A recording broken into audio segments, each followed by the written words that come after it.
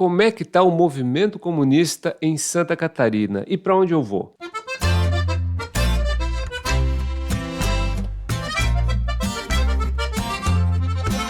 Olá, meu nome é Léo Jorge Panegali, eu sou psicanalista e sou militante comunista aqui em Santa Catarina.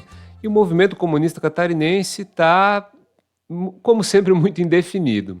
Eu vou fazer uma leitura aqui, principalmente sobre o campo do PSOL e como o campo revolucionário se posiciona, lida. Vou falar um pouco sobre a unidade popular e vou falar sobre o PCBR, para dar uma linha mais ou menos de que eu vejo, também um pouco do PSTU, enfim, mas vamos lá. PSOL. O campo do PSOL, o PSOL é um campo, muitas organizações fazem parte, enfim, organizações. Eu separaria o PSOL em dois grupos aqui em Santa Catarina. Um proeminente, grande, inclusive com contradições internas de tão grande que é, e outro diminuto, muito pequeno, e separaria entre o campo fisiológico, esse grande grupo, esse grande campo, que é o campo majoritário do PSOL, e o pequeníssimo grupo revolucionário.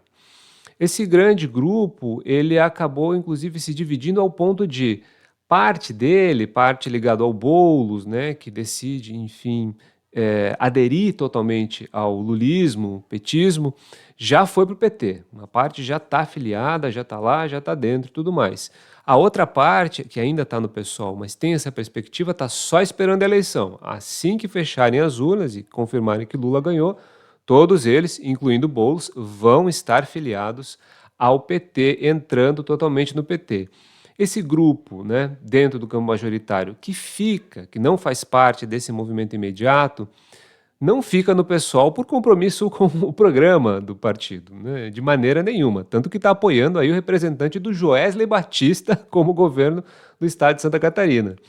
Esse grupo fica por uma leitura muito eficaz, muito verdadeira, enfim, de que se adere, entra dentro do Partido dos Trabalhadores, perde capacidade política. Essas pessoas têm um projeto muito pessoal, né? De novo, nada a ver com o programa do partido, nada a ver com a luta de classes, são projetos individuais, né, de se tornarem, enfim, políticos num grau mais avançado, se elegerem deputados federais, estaduais, é disso que se trata. Então, se vincular ao PT pode tornar menos provável que eles consigam isso.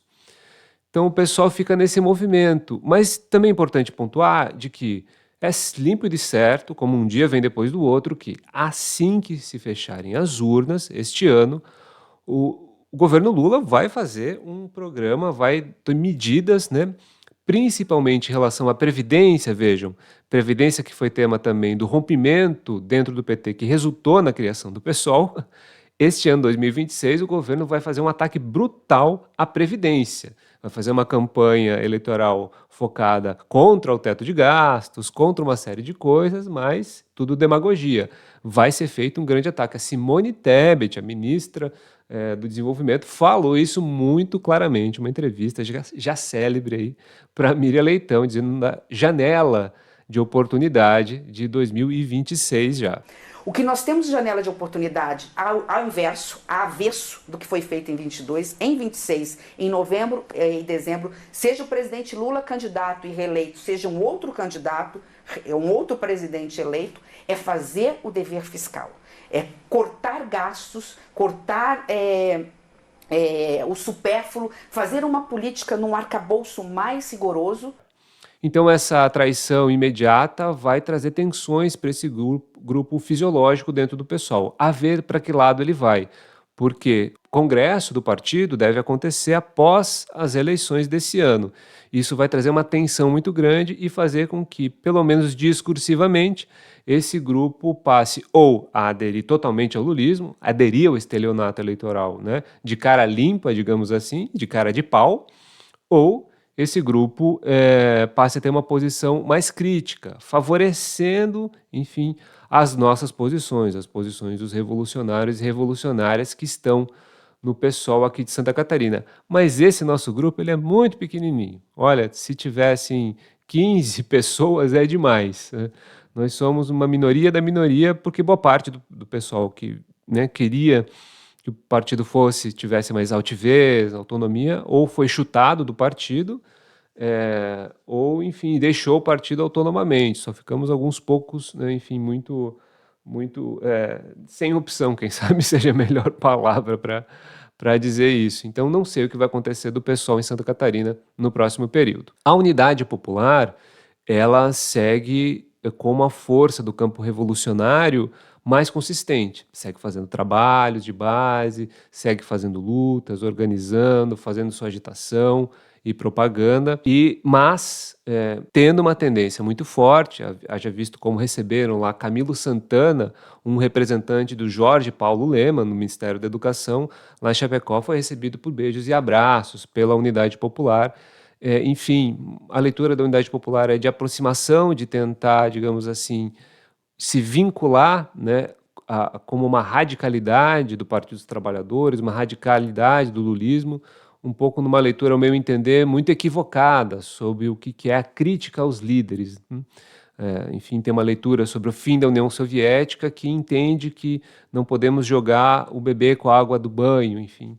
E aí estendem, me parece, essa estratégia junto com o lulismo. Não se trata de desmerecer Lula. Não pode-se dizer, né, que Lula, os governos do PT foram uma continuidade neoliberal dos governos de FHC, enfim, Temer e Bolsonaro no sentido macroeconômico, no que importa para o desenvolvimento, emancipação nacional, né, os governos Lula foram a mesma coisa que os governos FHC.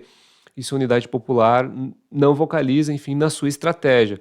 Ao nosso ver, ao do campo, enfim, que não está vinculado à Unidade Popular, né, mas que também é revolucionário, isso é muito ruim, isso impossibilita a elevação da consciência da nossa classe, acaba entrando no esquema de tutela e legitimando, de novo, gente como Camilo Santana. Isso para nós é completamente absurdo, inviável e pernicioso para a elevação da consciência da nossa classe. O PSTU, antes de falar do PCBR, sofreu muito com esse racha mais recente.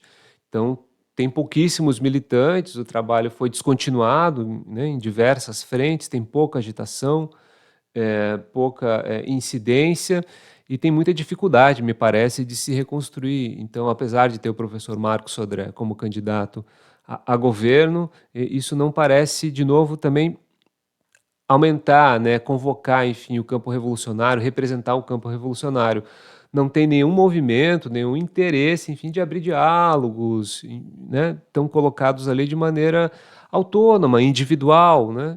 Isso é uma pena e me parece ser essa a tendência. Acho que é necessário e fundamental o diálogo, a busca, né, por conversas, firmar, enfim, parcerias, mesmo na diversidade, digamos assim, de posições dentro do campo revolucionário.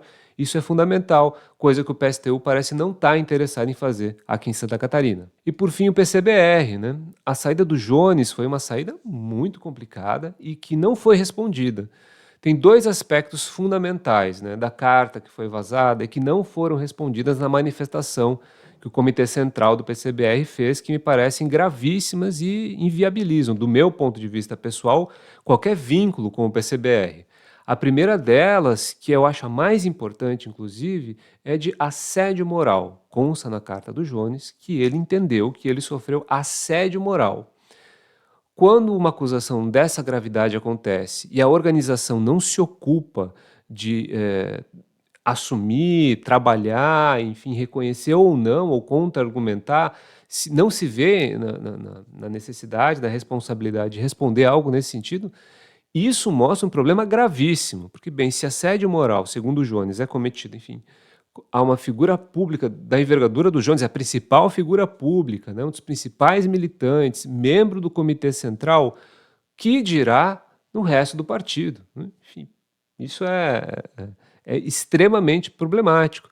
E o segundo, que eu acho menos importante no sentido macro, mas específico também é muito importante, é que Jones também mostra ali, tem falado inclusive nas entrevistas, não só na carta, que uma pessoa, um membro do partido, rompeu o sigilo bancário do Jones. Isso é crime. Então a pessoa cometeu um crime e o partido não se vê na necessidade de adereçar esse problema gravíssimo publicamente, enfim, né?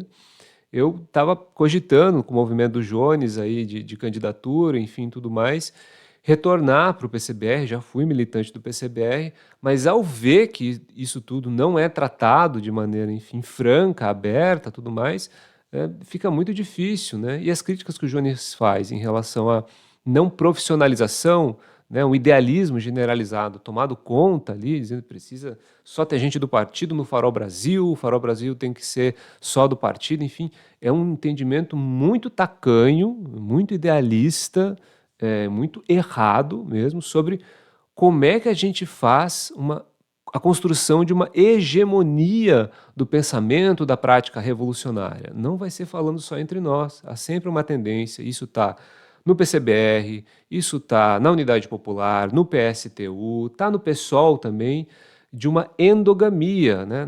Na era da desestabilização, na era em que tudo fica muito incerto, é uma tendência de todos os laços que se formam para que se voltem para si mesmos. Então, forma-se o grupo e não pode agir de tal forma que ponha em questão os princípios que organizam, que ponha em questão, enfim, como é que ele funciona, para que não se desfaçam os elementos fundamentais que compõem aquela identidade. Ou seja, tudo que está de errado vai se explicando sempre de maneira, uma filtragem, digamos assim, pelos princípios formadores daquela identidade e não pelos princípios da realidade. Então, a endogamia é uma tendência muito grande que ainda não foi rompida por nenhuma organização. E aí eu quero ser muito claro, acho que o Jones, o trabalho do Jones, as pessoas que se aproximam do trabalho ao qual ele nos convoca, né, principalmente no Farol Brasil, mas não só, são um farol sobre como é que a gente pode efetivamente construir um caminho de profissionalização do trabalho militante e também um caminho de construção de uma hegemonia que não é dizer assim, olha, você tem de deixar de ser trabalhista e ser comunista. As pessoas têm suas convicções, né? Você tem que deixar de ser trotskista e tem que ser só marxista-leninista. As pessoas têm suas convicções, né? Mas é possível realizar um trabalho, acordos de trabalho, consistentes, de longo prazo, a partir das nossas convicções, se todos, cada um à sua maneira, mantém a fidelidade, essa vontade, esse desejo de emancipação nacional. Então, respondendo por fim, para onde eu vou para onde o Jones for. Eu estou aguardando, estou esperando, enfim, que o Jones se eleja, que encerre essa tarefa que é fundamental para todo o movimento comunista. Uma derrota do Jones é uma derrota para todo o movimento comunista brasileiro. E assim que o Jones for eleito, enfim, assentar tudo isso e disser, né, qual é a proposta dele, se é a conformação de um novo partido, se é um retorno para o PCBR, enfim, ou se é qualquer outro, eu acho que essas são as duas opções mais prováveis. A mais provável delas, eu penso, especulo que seja a criação de um novo partido, porque, né, um lugar onde você sofreu assédio moral, onde cometeram um crime contra você, enfim, e não há uma consequência à altura, é muito pouco provável que a pessoa volte. Afinal das contas, vamos aguardar, vamos fazer essa campanha da maneira como der aqui em Santa Catarina. Temos um plano, inclusive, para como a gente vai colaborar para evitar que Flávio Bolsonaro se eleja de maneira autônoma, com altivez de classe.